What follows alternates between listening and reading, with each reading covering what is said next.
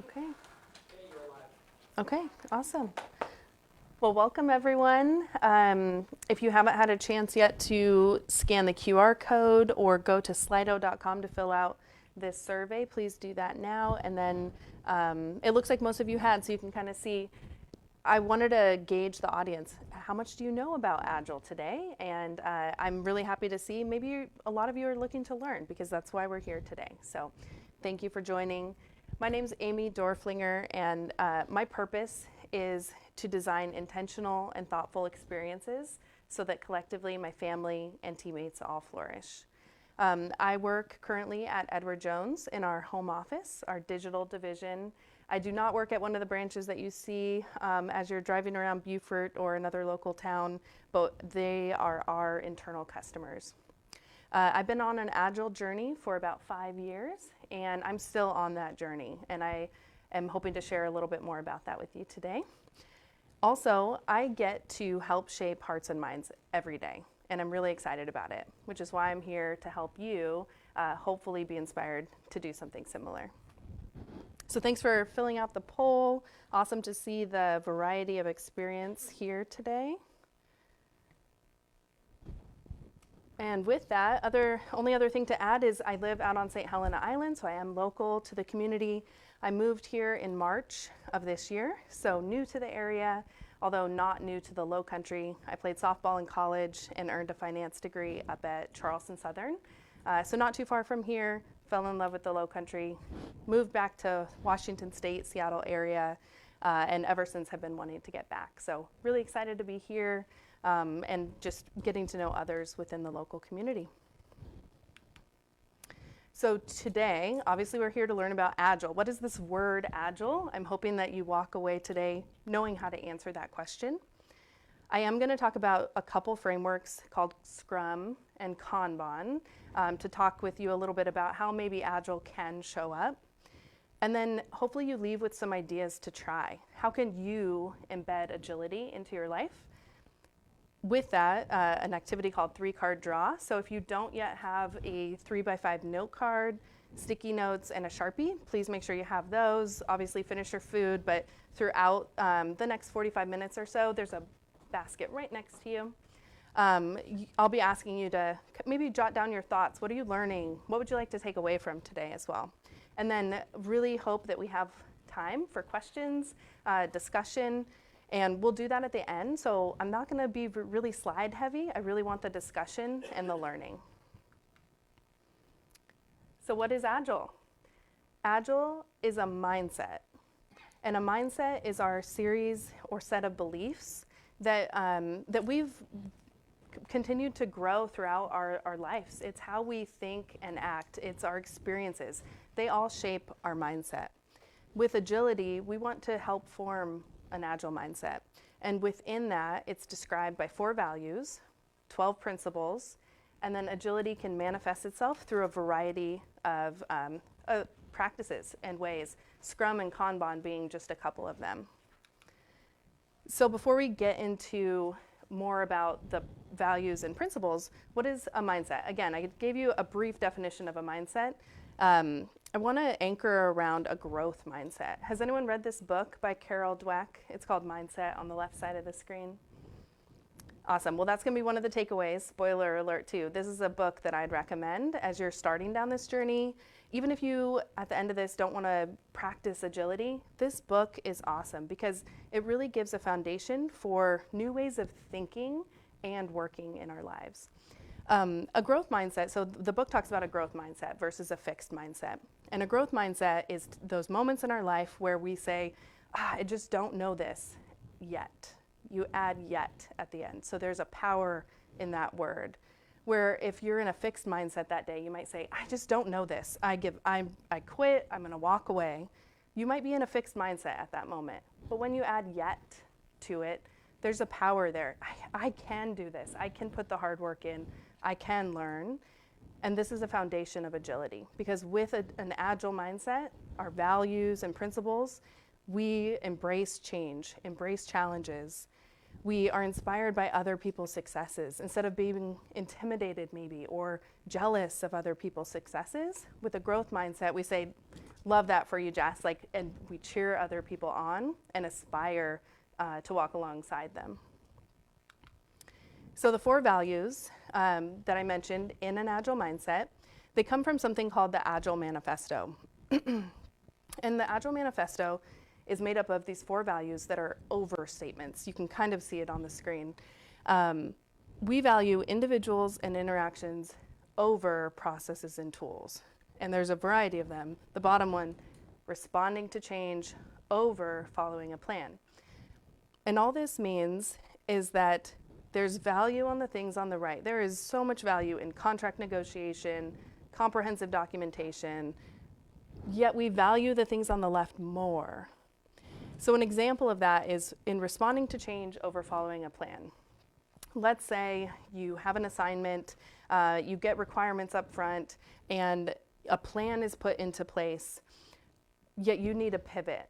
An example of this would be, I'm going to illustrate that a little bit later, so I won't copy the same example, but we're going to respond to change. So let's say you put, this is a real life example, my wedding day. I didn't anticipate rain. The plan was that we'd be outside, open air, the outcome being we want to get married at the end of the day, say our vows in front of our family. Well, it was raining that morning. We had to respond to that change and pivot. If I would have said, I don't care, you all guess, you can sit in the rain, I'm still getting married. I mean, it would have worked, right? Like, we still would have been legally married, yet you want to respond to the change in those moments. So we value following the plan, yet there's times when you may need to adapt. And this can be taken in, you can find so many examples in the business world where, hey, is it still worth following this plan? Like, is this still what we want to do, or did requirements change? How do we respond to that? So again, our values helping shape how we believe in how the world works. And then there's 12 principles. So this was put together by a group of software developers as well as the previous slide, saying, hey, there's a better way of working. And we want to come up with principles that are foundational, that help build with our values to help us make decisions in the future. So number 12, at regular intervals, the team reflects on how to be more effective. Anyone heard of the term retrospective? Yeah, about half the room. So a retrospective, time to say, hey, what did we just learn? What do we want to do differently? That's a principle that guides the Agile mindset, because we want to regularly look at the work we're doing, the conversations we're having, the plan, and say, what do we need to adjust? And then number 1, huge focus around the customer. That's what agility is all about. This is a main tenet of why we want to work and shift our ways of thinking and working, putting the customer first. What do they need? I want to deliver valuable things to my customer at the end of the day. That is a principle that I hold dear as an Agilist or someone on an Agile journey, because it helps guide if I'm having a discussion with a coworker. Hey, are we really responding to the customer right now? We can hone back and root to the principles. And the beauty of all of this is that it doesn't look the same for everyone. There are so many different ways that people can practice agility. Agility is a mindset.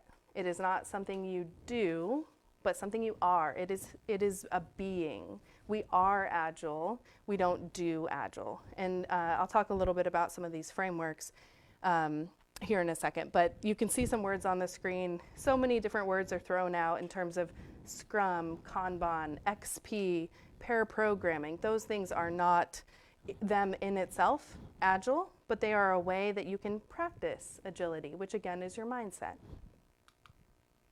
So kind of to recap, we didn't talk about all these, but agility is not just for sports. I'm an athlete, I was an athlete, I like to say I still am.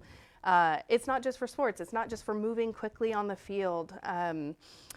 It is for business people, it's for students, it's for teachers, it is for parents, for anyone really, because it goes back to the mindset.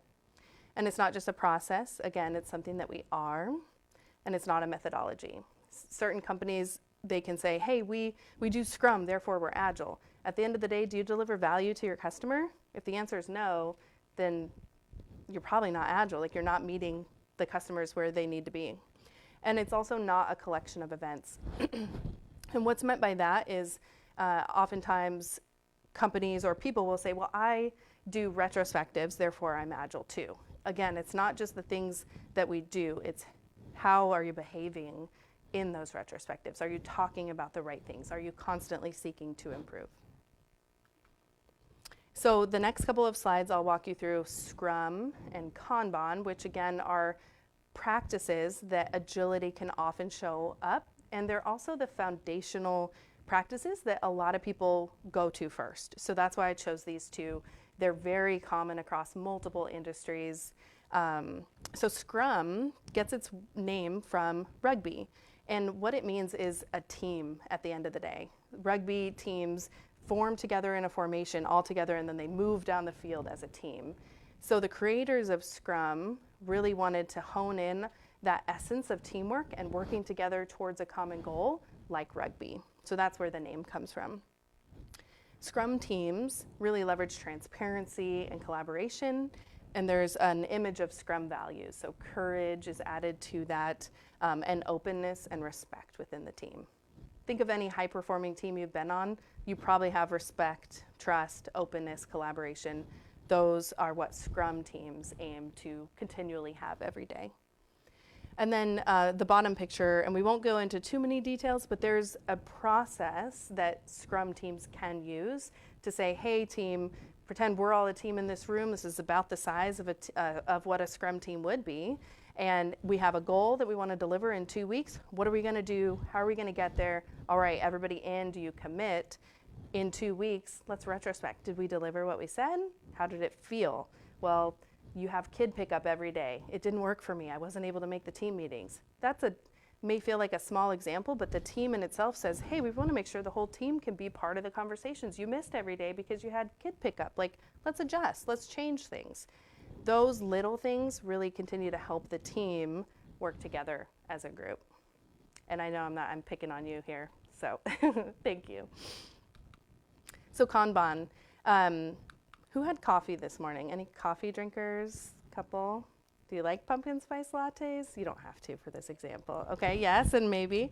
I want to use the example of coffee, and you can think of any coffee shop. It doesn't have to be Starbucks, but Starbucks is a good example of Kanban. Kanban means visual card. When you order a coffee at any coffee shop, think of that little piece of paper that's printed out. It says your order, maybe your 10 customizations, your name. It gets printed on the card. It's waiting in the queue now. And then it goes through a flow system. It goes maybe to one barista for sauces, the next for the actual coffee, the next to close things up, finish your transaction, butcher your name probably when they give you your coffee, and then the transaction is complete. That is an example of flow of something moving through a system. And Kanban was created through Toyota, and an engineer there said, hey, there has to be a better way to manufacture cars. Let's look at our manufacturing process and really lean it out. So it's based in lean tenets, and it's iterative, meaning you build in small increments off of each other. Move that card or process through a system, a flow. It also uses a pull system, so you don't push things into it. You're not walking into a coffee shop with 20 coffees lined up and they're pushing them at you and you're like, I don't want that. It's a pull system. You put your order in, they pull it, and they move it through. The main tenets of Kanban, and some of the awesome things about it is it helps you visualize work in process. So I'll leave you here in a minute with some ways that maybe you can practice Kanban at home, or maybe you have experimented with it. It's big on visualization. And you want to also limit how much you have in work at one time. Back to the coffee example, it's almost impossible to make 20 coffees at one time. There's only a certain amount of people, there's restrictions, and you can't focus and finish. So a main tenet of Kanban is focus and finish. Pull one coffee, finish it through completion before you begin on the next one. This other visual just shows what a Kanban board could look like in a business. So you would have whatever columns make sense for you personally, for your business, whatever you would like to track, and then you can visualize how that moves through the system. So who uses this? Is this just something Amy does on the side or Edward Jones does? Like who cares about Agile? Who does this? According to the 14th Annual State of Agile Report, which is done every year, and it's an industry survey and report that gets put out saying, hey, here's what we're seeing in the industry and trends about agility, why it matters. The one that was done last year, you can see technology is a huge user of Agile. Financial services, the area I'm in. I'm actually in financial services and technology. Retail, you may not know that the store, we were talking about TJ Maxx earlier. TJ Maxx probably uses agility in some way, right? Some flow, some Kanban methodology that they use. So a lot of industries are using agility today. And why are they using agility? Anyone heard of the word VUCA that's on the slide here? Okay, well, if you haven't heard about it, you're living it. We are in a VUCA world, a volatile, uncertain, ambiguous, complex world. Like we could put Beaufort in the middle of this even. Think of COVID the last 2 years. We're in a VUCA world, and that means we have to respond to change quickly. And so a lot of companies are seeing this. Hey, our customers, they want things done differently. They want things faster, and they may not even know what they want. How are we going to respond to this? So agility really works when you have a VUCA world or a system. Where agility may not be right is when you have a straightforward project with a 3-month start and end. A project itself is defined as having a start and an end. And then that group of people maybe moves on and they're not long-lived. You may not need Agile. It may be super straightforward, easy, not complex. Agility really helps when you have these elements because you want to provide visibility, clarity, and understanding for your people. So this example, think of, well, one, does this look like Beaufort? No, not at all. Which is good, which is probably why we live in this area too. Maybe we didn't want this type of commute anymore, busy, traffic, lots of interstates.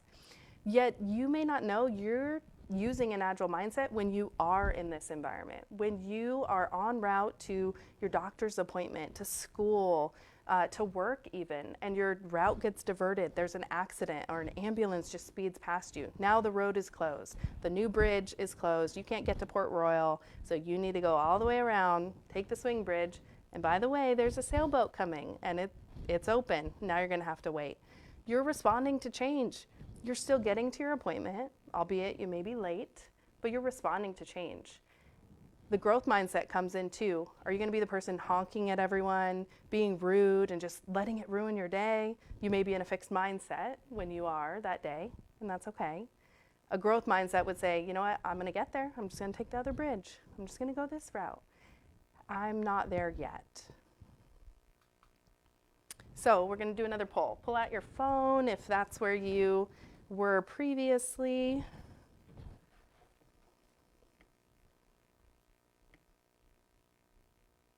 So in your own words, what is Agile? I'm going to give you a minute to scan the QR code, or if you were there previously, it should refresh for you. What is Agile? Perfect. And if anyone has any issues, let me know. You can also shout it out if you're feeling brave, if you want to share.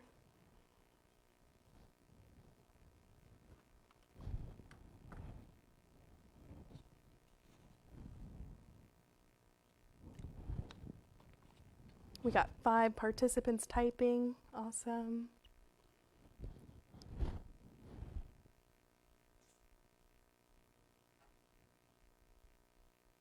Cue the Jeopardy music.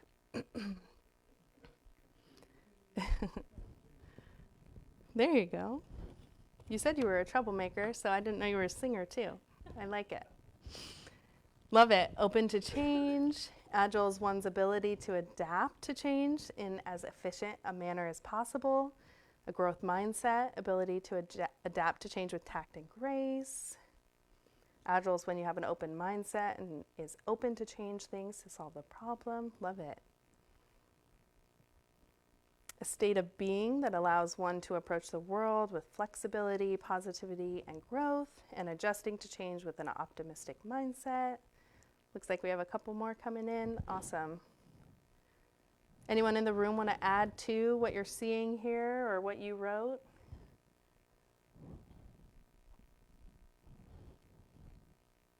I think this is great. Thank you for participating there. Okay, so this is where I want to leave you with a couple ideas or books that you could read. I mentioned Mindset earlier, the one in the middle from Carol Dweck. Awesome book that I'd recommend if you're starting your agility journey or you want to learn more, even just about a growth mindset, The Power of Yet. Drive by Daniel Pink, that first book. That book really spells out what autonomy, mastery, and purpose are. All of us need that to survive. It's one of our basic, he talks about in the book, a basic need that needs to be met. We need to feel mastery, purpose, autonomy. That's where we do our best work. How can you as people or leaders from any seat that you're at help others reach their full potential? Drive is a great book to get started on that journey. And The 5 Dysfunctions of a Team by Patrick Lencioni. Any book by Patrick Lencioni I would recommend. It's the second red book there.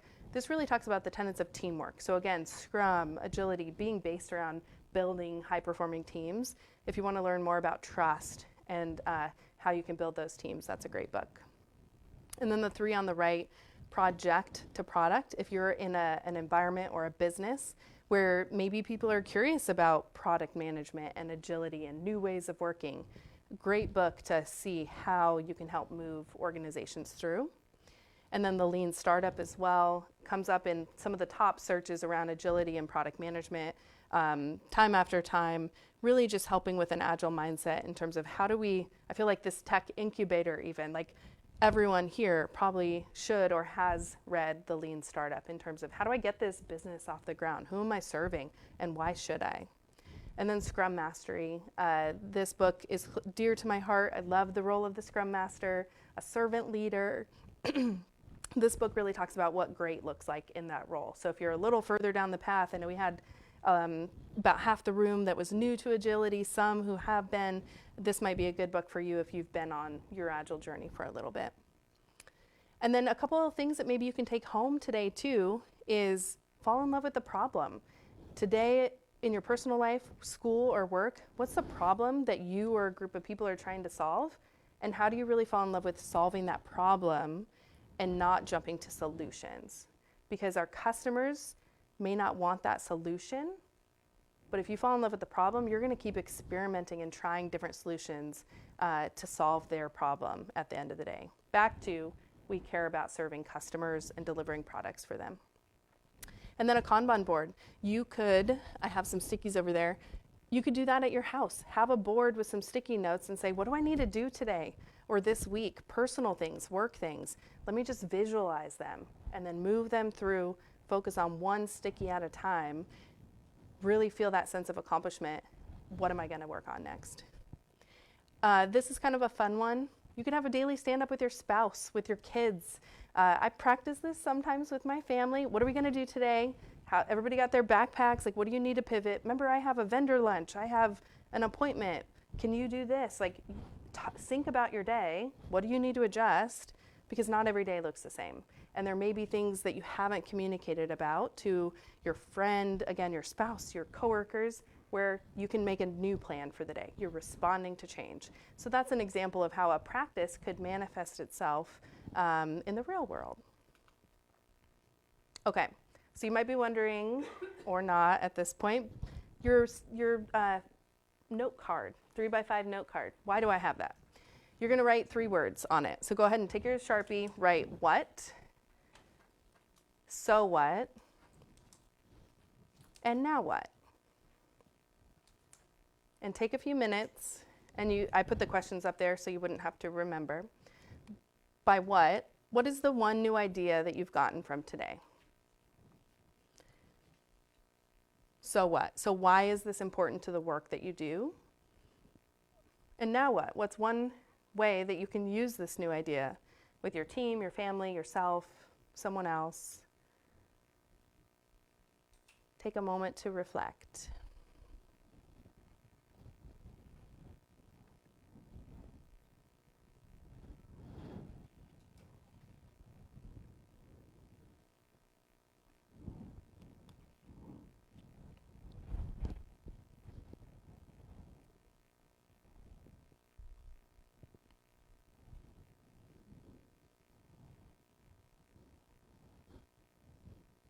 What, so what, and now what?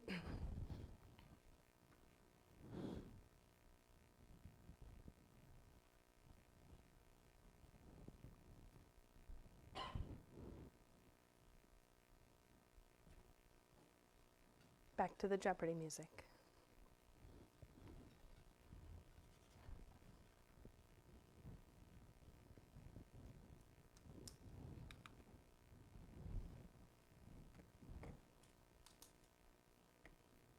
All right, no rush, but as you're finishing up, there's one more poll for you.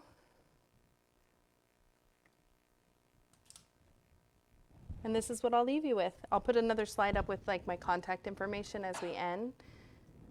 Well, what's one word that you would use to describe today's Lunch and Learn? You're welcome to fill out the Slido, or you can use a sticky note and put it up physically over here if you want to try something new. There's a column where you can say, here's one word. This is how you felt today. This is how you would describe today. This Lunch and Learn. Would love your feedback. And in addition to that, there's 3 other questions over there. What did you like about today? What could have been better? Hey, Amy could have not hung around this pole the whole time. Maybe that could have been better. And then what other ideas or feedback would you have for me? So really you're just asking for a retrospective. Yep, this is a retrospective. Thank you, Lori. Without calling it that. I want to reflect on the time that we spent together so that I can improve. Thank you. And with that, thank you all very much. Really excited to be here. What questions or comments do you have? We'll kind of move into the discussion part. Can you explain a little bit about the difference between waterfall and agile project management? Yeah. So at a high level, so the question is the difference between waterfall and agile from a project management perspective. So waterfall is a tried and true, been around a long time way of managing projects. And again, a project is something that has a clear start and a clear end. Planning a wedding, back to the example, that's an example of a project. Anyone else want to throw out an example of a project that maybe you're working on or you have worked on? A 5K, yeah, planning the 5K run that was here. That's a project. It had a clear start and a clear end. And a way that you would use, a lot of times you'll hear agile project management, meaning, hey, how do we look at this differently? We may not know what the end can change. Customers today are saying that they want a swing in their backyard. Okay, let's talk about it. What kind of swing do you want? Well, I want something where 2 people can sit on it. Okay, how big are the 2 people? Like, let's ask questions, right? You could consider that gathering requirements. Instead of gathering all your requirements up front and then delivering a swing to you that you hate 3 months from now because I don't talk to you the whole time, in agility, we would say, okay, I'm gonna come back to you in 2 weeks. I have some ideas. Now come and sit on this rope swing. And you're like, no, I don't want a rope swing. I actually have 4 people I want to fit on this swing. Oh, okay, you didn't say that. Let's try something different. So then you go and you test and you bring back like a big papasan chair. Is this what you wanted? No, I think I want something with like a cover. Okay, let's figure this out. Again, that example doesn't bring budget into play, so that's another factor. But that's just the mindset of, I care about serving you at the end of the day. I'm hired to deliver you a swing. I'm gonna continue to adapt and change and work with you on what you need because your requirements are changing fast. You're adopting kids. Now instead of 2, you said you want 5 kids to fit on this swing, right? Like things are changing and I'm gonna help you respond to that. So a project, a start and an end. In agility, we often use it in areas where there's lots of complexity and we have a team that's going to be together for a really long time. And that's a big difference. Projects bring together people and then they disperse. The 5K that you planned, do they all still work here today and work with you on your next project? No. Yep. So agility may not necessarily be best in that example. What else? Yeah. I found it interesting that it was invented, Kanban was invented by Toyota, because you think of an assembly line as being very the opposite of Agile. But then I thought about it, and before I came down here, right before the pandemic started, I was working at the BMW plant up in Spartanburg. Yeah. And as the pandemic kicked in, we were having trouble getting parts, and it threw everything, that whole just-in-time manufacturing thing got thrown into chaos. Yeah. And we all had to adjust to that. So this would be a good way to adjust to that kind of massive change. Yep. And that assembly line probably had maybe different stations or more people in one. And I'm sure there's metrics that talk about the flow. Your flow time went down. How do we improve that at the end of the day? Yeah. And it's not to say Kanban itself is agile. It's based on lean manufacturing principles and tenets. Lean and agile are very closely coupled. And that's why it's so helpful to think of agility as a mindset, because you might work for someone in the future and they're like, this is the only and one way to do it. No, there's so many ways that it can manifest itself. And that's the beauty of it too. Once you embrace the openness, because I know it can be tough too. Part of my early journey, I thought this was kind of hippie stuff, to be honest. I'm like, what? Like, I need a plan. Like, hand me a paper. I'll follow. Tell me what to do. Back to mastery, autonomy, and purpose. As a person, I want to be creative. I don't want to just follow a list. And I'm not a robot. You're not robots. You're creative. You have ideas.